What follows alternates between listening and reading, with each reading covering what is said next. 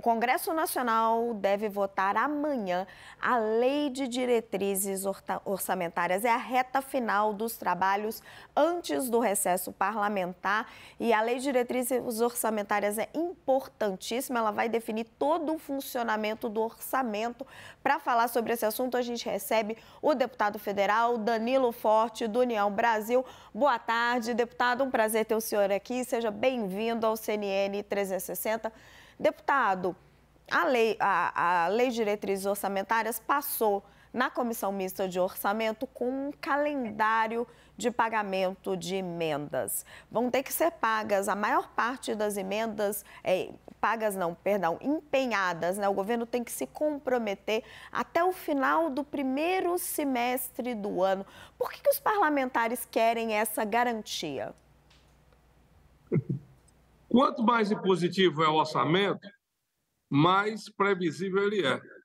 E em sendo mais previsível, mais fácil é a sua aplicação e, ao mesmo tempo, mais fácil também é a sua fiscalização. Então, eu acho que a previsibilidade ela é fundamental no Brasil de hoje. Esse ano nós tivemos um problema muito sério no atraso da liberação das emendas. Isso fragilizou, inclusive, os orçamentos municipais e estaduais que ficaram esperando pelo orçamento federal, somente na área da saúde, que é a área mais sensível das transferências do orçamento federal para os municípios e para os estados. Diante disso, há uma pressão por parte do Congresso Nacional, dos parlamentares, para que seja feito tudo isso no primeiro semestre, para que nós possamos ter, inclusive, uma assistência melhor aos usuários do sistema SUS, como também você possa, com isso, ter um cronograma de execução orçamentária mais compatível entre o governo federal, estados e municípios.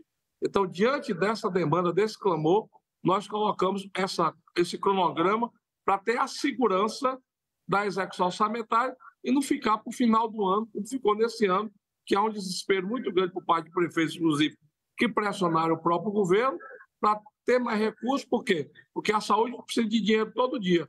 É o hospital funcionando, é o oxigênio, é o médico, é o plantão, e não pode ficar esperando o ano todo para poder ser liberado o orçamento do governo federal. Deputado, então, eu acho que essa previsibilidade é importante nas emendas impositivas. Desculpa interromper, mas o senhor disse que quanto mais impositivo o orçamento, mais previsível, mais transparente. O governo reclama do contrário. Ele diz que o Congresso está usurpando da prerrogativa dele de governar, de definir para onde vai esse dinheiro. Essa norma está na Constituição, artigo 165 e 166. É uma norma constitucional. A previsibilidade, o cronograma, a execução das emendas, quem tem que determinar na lei orçamentária é o Congresso Nacional, é o Parlamento Brasileiro. Nós não estamos inventando nada. A base constitucional está dada. E, diante da base constitucional dada, nós estamos apenas agilizando para que aquele pagador de imposto que paga da hora que começa o dia até a hora que vai dormir, possa ter de volta os seus benefícios garantidos e assegurados num cronograma compatível com a execução orçamentária. Deputado, o nosso analista Pedro Venceslau tem uma pergunta para o senhor. Boa tarde, deputado. Diga, Pedro. Gostaria que o senhor explicasse para a gente o que muda na modalidade da emenda PIX, que é dinheiro na veia das prefeituras, né? Transparência.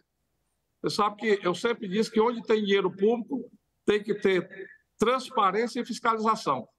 Então, não tem mais a emenda PIX sem saber qual é o deputado que está mandando. Não tem mais a emenda PIX sem saber o objeto, para onde vai o recurso.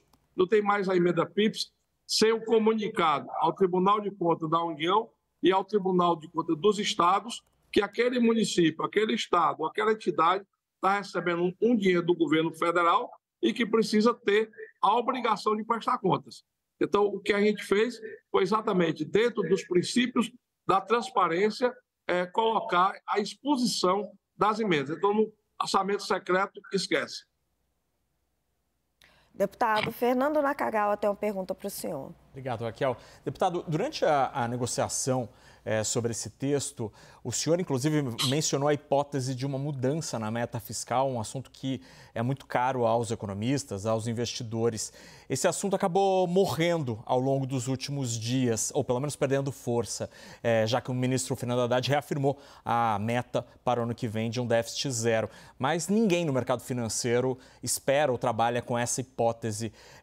Do ponto de vista fiscal, o orçamento ele já pode nascer sem muito valor, morto nessa meta fiscal? Eu gosto muito de você, Ana Cacau. Nem eu acredito também, não. Eu acho muito difícil de ser executada, eu acho muito difícil de ser alcançada. Foi por isso que eu fiz questão de remeter, tanto para a lei de responsabilidade fiscal, como para a lei do arcabouço fiscal, a possibilidade do contingenciamento ou da revisão da meta fiscal, né? Isso fica ao sabor, aí sim. Aí é papel do Executivo, sim, definir isso. A prerrogativa é do Executivo. E acredito eu que logo no primeiro trimestre, né, a realidade vai chegar, mesmo com todo o esforço que foi feito agora no final do ano, para votar as matérias do Ministério da Fazenda, para ampliar o espaço da arrecadação, mesmo assim eu acho muito difícil que ela se concretize em tão curto espaço de tempo. Inclusive eu defendo até que, quando a gente for votar as leis complementares da reforma tributária já no próximo semestre, a gente já reduza também o cronograma da implantação da reforma tributária, que aí sim, eu acho que é mais plausível e mais compatível que nós alcancemos a meta fiscal zero. Então, o senhor acha que, apesar de todas essas vitórias que o ministro Fernando Haddad teve agora nesse fim de ano, mesmo assim vai ter que mudar a meta e no começo do ano que vem? Ou cortar a multa. Eu não quero ser o precursor da má notícia, não, mas eu acho que as contas para fecharem com déficit zero, elas vão precisar que a gente tenha mais otimismo do que nós já temos no Brasil. Larissa Rodrigues tem uma pergunta para o senhor. Que bom falar com o senhor. Estamos esses últimos dias todos atrás do senhor, né? Mas eu queria entender algumas questões. Claro que quando a gente fala do orçamento do país, muito se discute as emendas parlamentares, tem essa questão da meta para a equipe mais econômica, mas trazendo um pouquinho para a política, está uma discussão muito grande do quanto será separado no orçamento para o fundo eleitoral das eleições do ano que vem. Inicialmente teve uma ideia até de pegar algumas emendas para bancar o fundo eleitoral. Ficou essa definição mesmo para a LOA, ou seja, para a lei em si? Continua a previsão de mais ou menos 5 bilhões? Não seria muito? Como foi essa negociação ali dentro entre vocês da Comissão Mista de Orçamento? Há um choque. Os dirigentes partidários, né, aqueles que fazem as direções dos partidos, querem pela atualização do que foi o gasto do ano passado, em 2022, né, atualizando e tirando das emendas de bancada. Há um sentimento do parlamento, da base parlamentar, que deveria ser a eleição de 2020, porque foi a última eleição municipal atualizada, e dividindo entre emendas de bancada, estaduais e a parte de investimentos do governo federal. E foi exatamente pela dificuldade de identificar uma situação majoritária e pela pressa que nós tínhamos de votar a LDO, né, porque nós já estávamos no final do ano e a gente precisa da LDO até para embasar a LOA, né, e a LOA só vai ter praticamente uma semana para ser definida, então a gente remeteu para a LOA a definição com relação a qual será o tamanho e como será identificada as condicionantes, né, as rubricas que fornecerão a parte financeira para o financiamento público eleitoral. Eu, particularmente, defendo financiamento privado. Fui vencido pelo STF, que obrigou o funcionamento público, o financiamento público. Eu acho que no país que falta tudo e que a gente está aí todo o tempo medindo e remedindo o tamanho do orçamento para caber dentro dele as demandas que o país precisa, e sendo a eleição uma atividade civil, sendo partidos políticos uma associação civil, conforme inclusive está na lei, não é justo que tire dinheiro do orçamento, mas a lei determina que seja financiamento público. E diante disso, todo ano de eleição, todos os anos pares, nós vamos ter esse problema.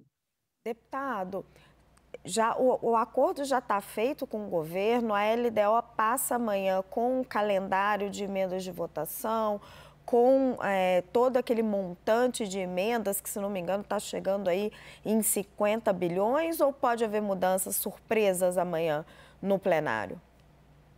O acordo que foi selado na Comissão Mista de Orçamento na última quinta-feira foi no sentido de que ali havíamos fechado todas as possibilidades de mudança. E estavam todos os partidos representados lá. O único partido que se opôs a esse acordo foi o Novo. Todos os demais partidos, os velhos, digamos assim, ficaram de comum acordo, que nós buscamos disso também atender a base do governo. Quando abrimos espaço para a entrada dos 5 bilhões do PAC nas empresas estatais públicas, como também o espaço para frente da agropecuária de garantir o descontingenciamento do seguro-safra, que é fundamental, porque a safra tem tempo para chover, tempo para plantar, tempo para colher, tempo para fazer a logística de transferi-la para os portos. Então, diante desse cronograma que a própria safra tem, nós também garantimos o não contingenciamento do seguro-safra. Esse foi um acordo que foi fechado, inclusive, publicamente. Foi a primeira vez que a Comissão Mista de Orçamento fez um acordo público em plenário, na frente de todo mundo, transparente, sem tomar lá da cá, exatamente dizendo que ali aí estavam unificando e deixando muito claro que o que foi votado ali seria o que será votado no plenário, para não ter nenhuma dúvida com relação ao que foi votado e o que foi acordado. Nós conversamos com o deputado federal Danilo Forte, do União Brasil, relator da Lei de Diretrizes Orçamentárias. Deputado, muitíssimo obrigada pela sua presença aqui no CNN 360. Sempre um prazer ter o senhor conosco. Obrigado, boa tarde. Gente, atenção o que disse